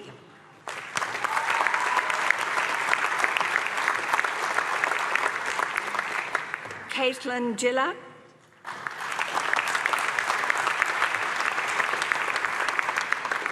Annika Green,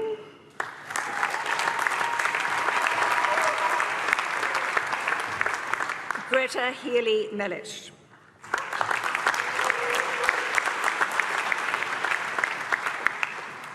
Charlotte Helms,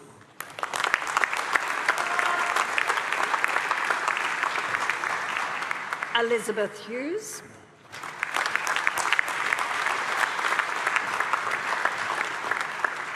Toby Hunter,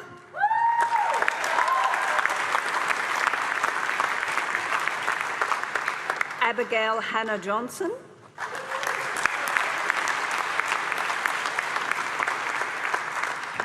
Brooke Kinajal Moran.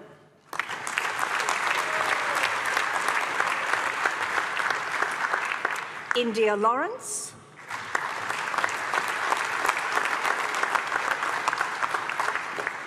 Joanna Lee,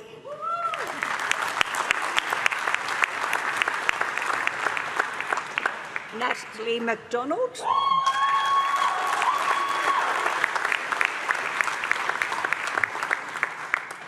Emily McLean,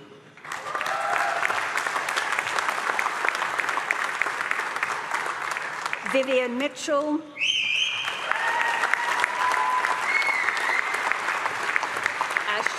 Ashley Parker,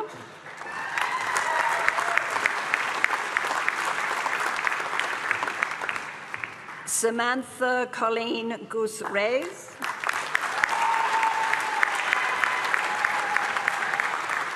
Alice Roberts, Gio Angelo Robrigado,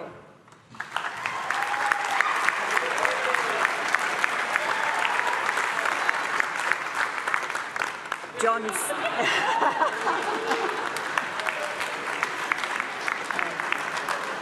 Seaton,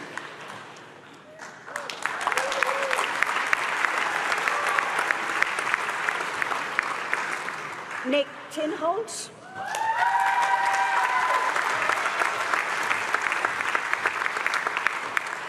Kushali Anja Tuinda,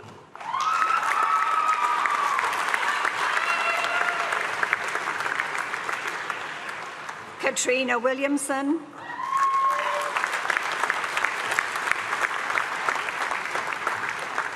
Patrick Yee,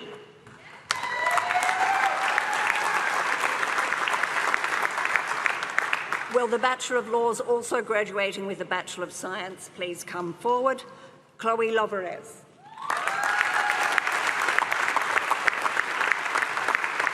Samuel Peno.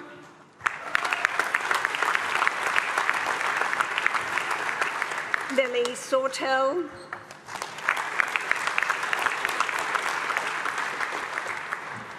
Olivia Shepherd.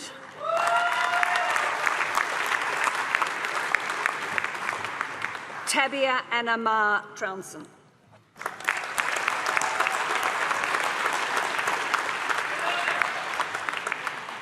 Will the Bachelor of Laws please come forward? Mika Cotton.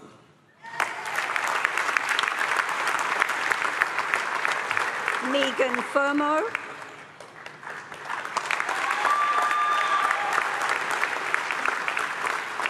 Will Flanagan.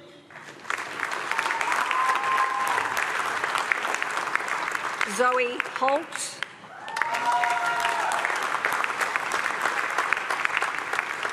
Vivian Lewis.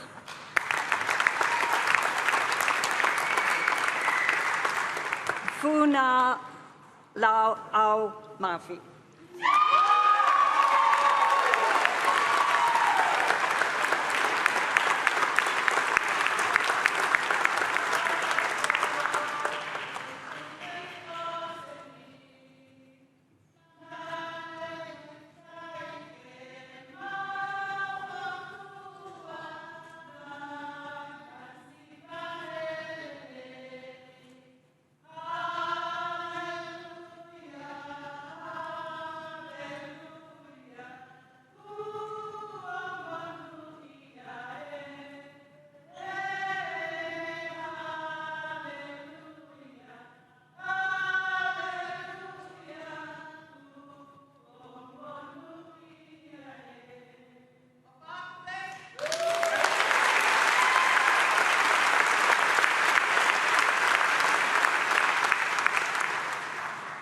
Chris Main.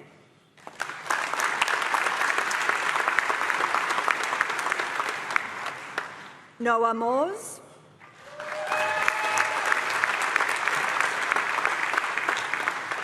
Flynn O'Brien.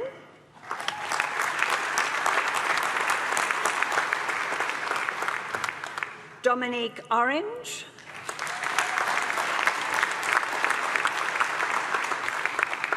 Jenna Peel.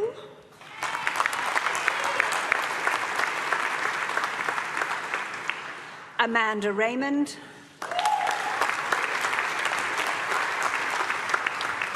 Todd Weston.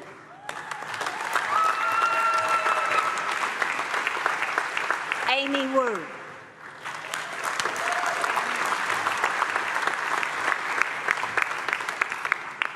Will the graduate certificate in law please come forward? Rocio Pizarro Vargas.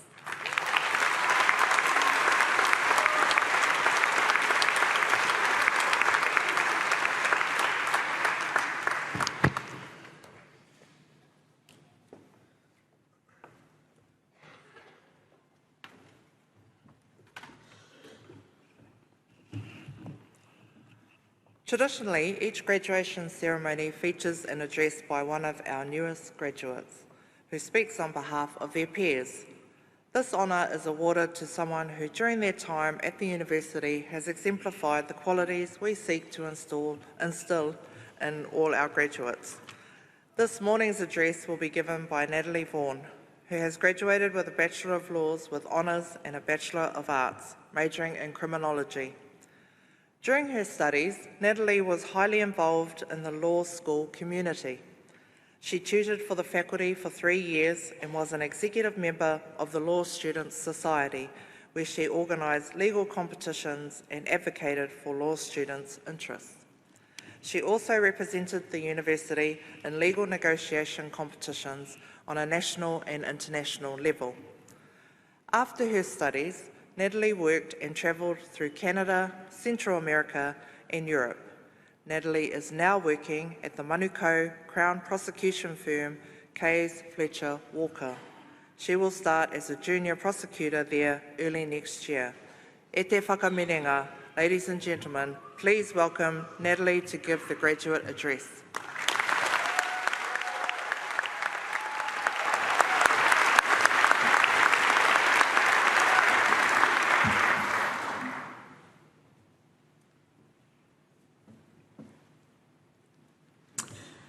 Tēnā koutou katoa, ko Natalie Vaughan tōku ingoa, and I have the privilege of speaking on behalf of the students graduating today. Although today is about the graduates and our achievements, none of this would have been possible without a huge amount of support from all of you sitting here and many people who are not. On behalf of the graduates, I want to say 4 specific thank yous. Firstly, I want to thank the people working hard to keep the university running. To the cleaners, the security staff, the librarians, the admin teams, and many more. Thank you for being friendly faces, for caring for our spaces, and for setting us up for success. Secondly, to the academic staff. You showed us kindness and you cared deeply about our learning. You shared your passion and you put in long hours. Thank you for your generosity. Thirdly, to our friends, who could brighten up even an 8:30 a.m. tutorial. The privilege of meeting so many inspiring people is something that we will all cherish for life. And finally, our whānau. You are there to support us in all seasons of life, to celebrate in the good times, and to help us keep going through the bad. We love you. Today is yours as much as it is ours. And now to the graduates. I want to acknowledge the hard work that every one of us has put in. We can now celebrate the finished product, made up of countless lectures and tutorials, lovely summer days spent in the library, and I hate to bring it up, but facing the unique challenges of COVID learning. And that's not even mentioning the mix of work, extracurriculars, and family responsibilities that many of us have juggled. There's a lot to be proud of. And while we celebrate that, it's important to remember there's a lot to remain excited for. Kia whakatomari te haere whakamoa. I walk into the future with my eyes fixed on the past. We will all carry our uni experiences with us as we shape our lives ahead. Over the last few years, we've felt the strength of our student community as together we've advocated for climate justice, Indigenous rights, and our rainbow whānau. And now, today, standing on this stage, I see future lawyers, politicians, and CEOs. I see advocates, organisers, and leaders. Regardless of which direction we're going, we're all moving into spaces where our words will hold weight. So hold tight to what matters to you. Keep being a loud voice in a quiet room. But first, let's take today to celebrate and enjoy all of this. Life is long and we've only just got started. Kia kaha, kia maia, kia manawa nui.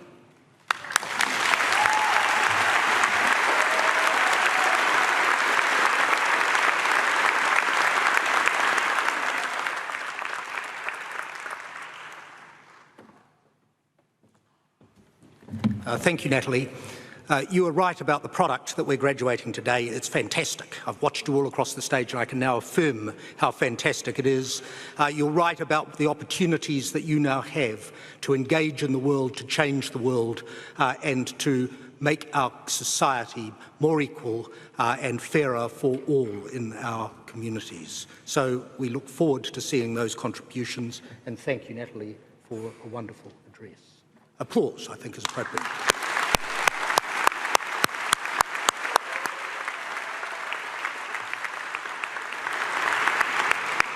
Graduates, this morning has been a celebration of your achievements and is a formal acknowledgement of your admittance to the community of scholars at this university.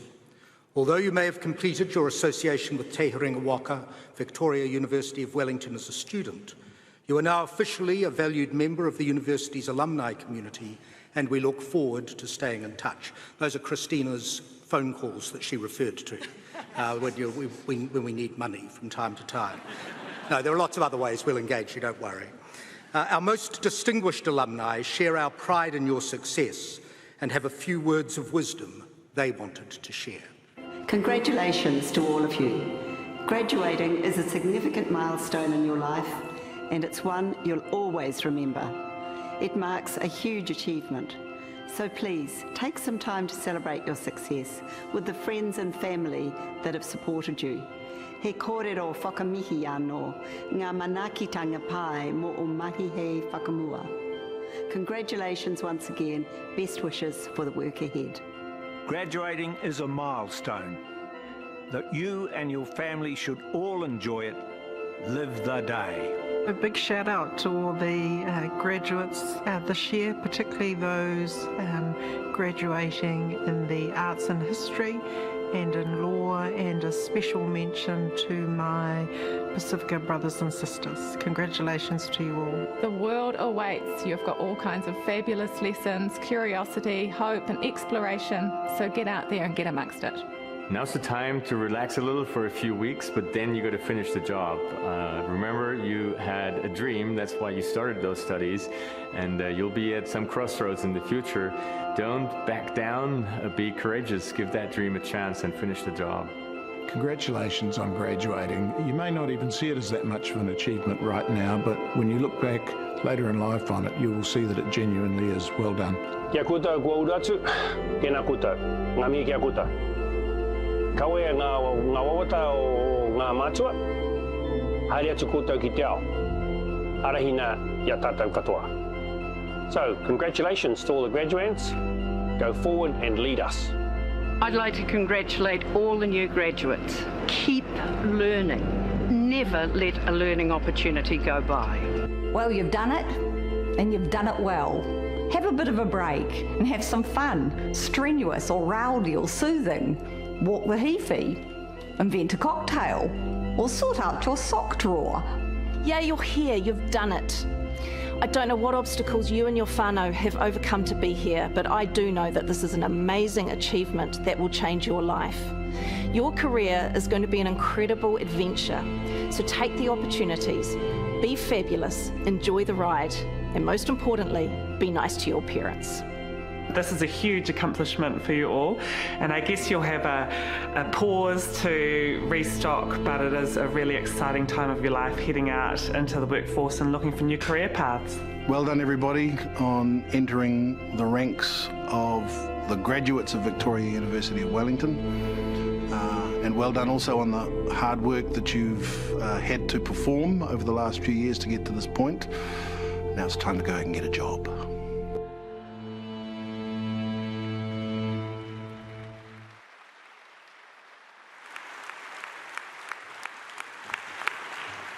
We end each graduation ceremony with the singing of Gaudeamus, a little bit of Latin to finish. Gaudeamus, or So Let Us Rejoice, is a traditional student song based on a medieval Latin manuscript.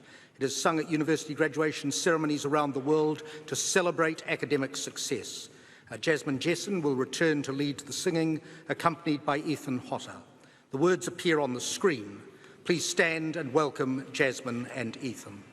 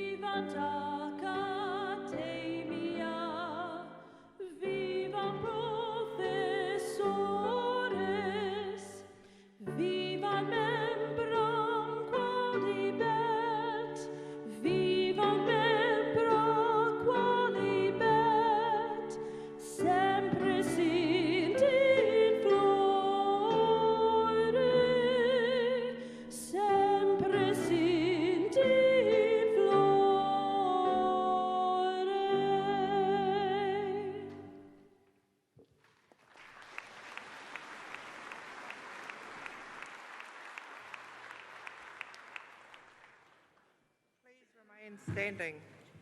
Friends and family here today to honour the achievements of our graduates, please remain standing while both the official procession and the procession of graduates leave the auditorium. Tēnei te reo o mihi kia koutou katoa no te whānau o te Herenga Waka. Nō reira, tēnā koutou, tēnā koutou, tēnā koutou katoa.